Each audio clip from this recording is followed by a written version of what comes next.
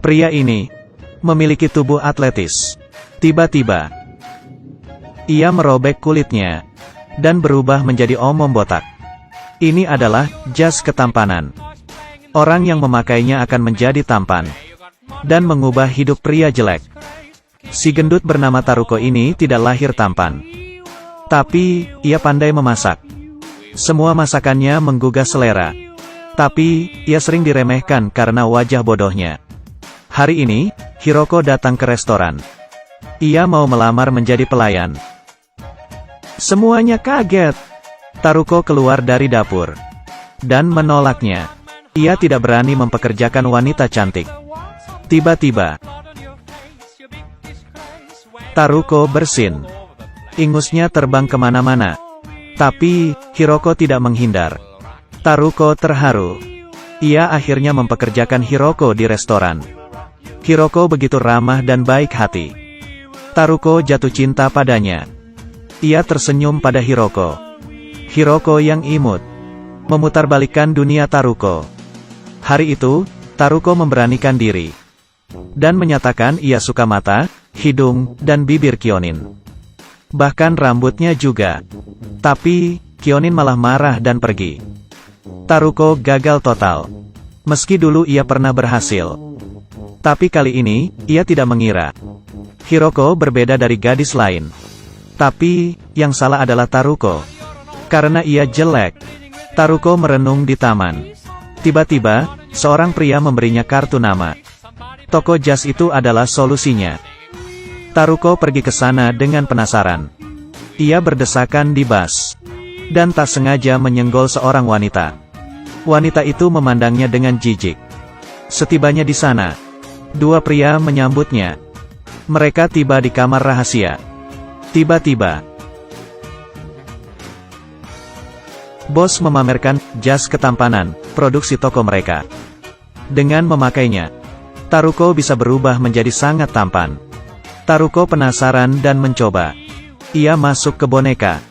Vakuum dinyalakan. Lalu, pelan-pelan, kostum boneka menyusut. Ternyata, seorang pria tampan muncul. Taruko sangat tampan sekarang. Bos mengingatkan, jangan sampai jasnya kena air panas. Itu saja pantangannya. Sisanya, Taruko bisa tenang. Ia sangat bahagia dengan jas ketampanan ini. Ia tidak usah hidup susah. Taruko juga sangat mengagumi wajah tampan barunya.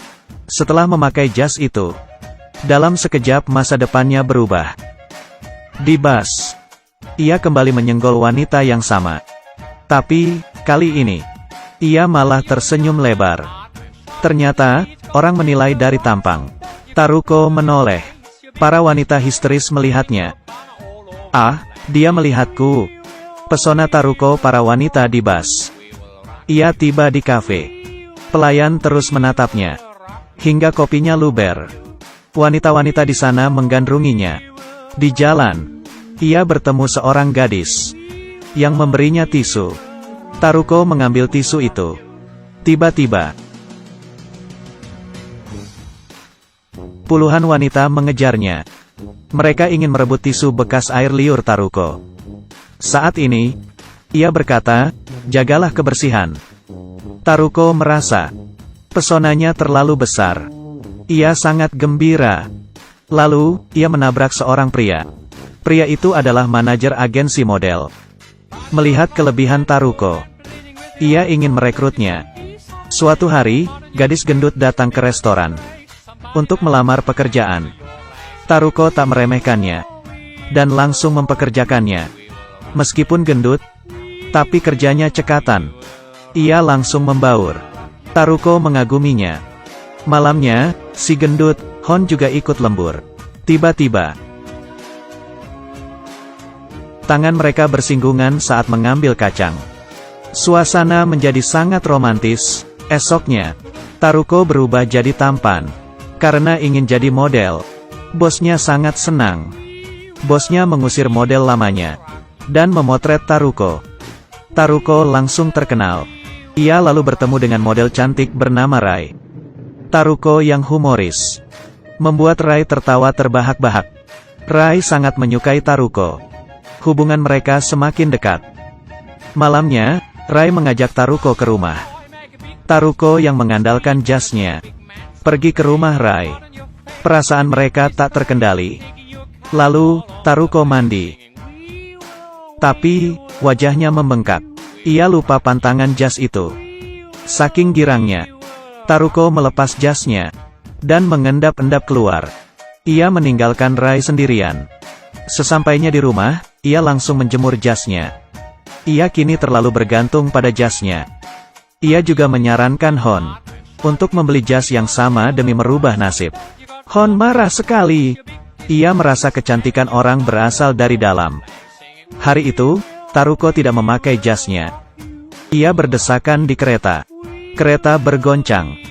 Gadis yang disenggolnya meneriakinya mesum. Taruko diomeli. Lalu ditarik keluar dan dihajar. Kasihan sekali, ya. Karena jelek, ia selalu dicurigai. Taruko pergi ke toko jas lagi. Ia minta jas yang tahan panas. Bos memiliki jas model baru. Tak hanya tahan panas, jas ini akan membuatnya tampan selamanya. Setelah berpikir, Taruko memutuskan. Ia tidak ingin didiskriminasi lagi karena tampangnya. Karir modelnya naik dengan pesat. Restorannya ditutup. Hari ini, ia ikut fashion show dengan ribuan penonton. Sebelum naik panggung, ia dikabari Hon kecelakaan. Taruko seketika merasa bahwa ia mencintai Hon. Ia ke panggung dan meminta maaf. Aku tidak pantas menjadi idola karena aku palsu. Taruko yang jelek malah mengecewakan Hon yang imut. Di ruang rias, ia menyilep jasnya. Jas ketampanannya robek. Taruko lari ke rumah sakit. Untungnya, Hon tidak terluka. Ternyata, Hon membuat motor itu terpental. Yang terluka parah adalah penabraknya. Mereka duduk di atap. Taruko memberanikan diri menyatakan cintanya. Ia memberitahu Hon tentang jas ketampanannya. Hon sangat senang karena ia jujur. Saat itu, Hon merobek jasnya.